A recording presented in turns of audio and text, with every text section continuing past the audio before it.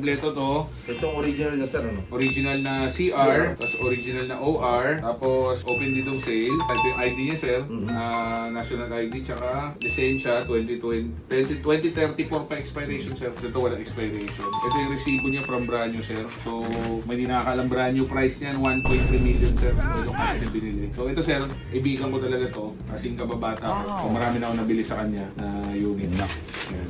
Resibo niya lahat ng dito. Tapos ito yung papers mo lahat sir. Yung manual booklet sir, ito dito. Insurance. Nag-close deal na kami dito ni sir eh. Kasi actually medyo maganda yung deal namin ni boss. Kasi gusto ni boss. Mag-close deal kami kasi bibenta niya yung sakyan niya. Siyempre ayaw naman niya na binenta yung sasakyan niya. Tapos pagpunta niya dito, nabili na yung sasakyan na binibenta ko. So kaya nagkasundo naman kami. Kasi sobrang daming buyer na ito sir eh.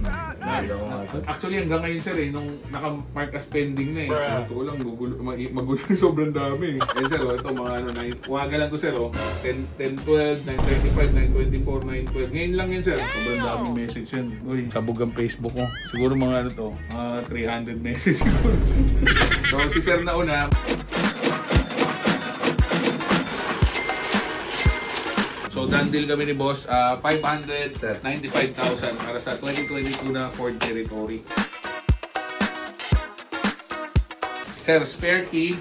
Ito, hindi pa nagagamit sir. Tapos ito yung susi mo sir. Mas mura pa sa mga big bike natin na tinda. Pero nakasakyan ka na. Sir, ito yung papers mo lahat. Hindi na nagabalayan sir kasi ito mga madaling yun. Sir, thank you ulit sir. Maraming salamat po. Ingat pa lang. Para sa kanya ba ito sir? At gano'n na rin kasi sa kanya na Ilan taon na sir? Panganin ko po. Ilan taon? 28. Nagpapan ko din yan. Pero parang ano walang, kala ko mga 18 years old pa lang eh. Baby face eh no? Wow naman! Pati daddy niya, baby face. Sir, thank you po. Ako po.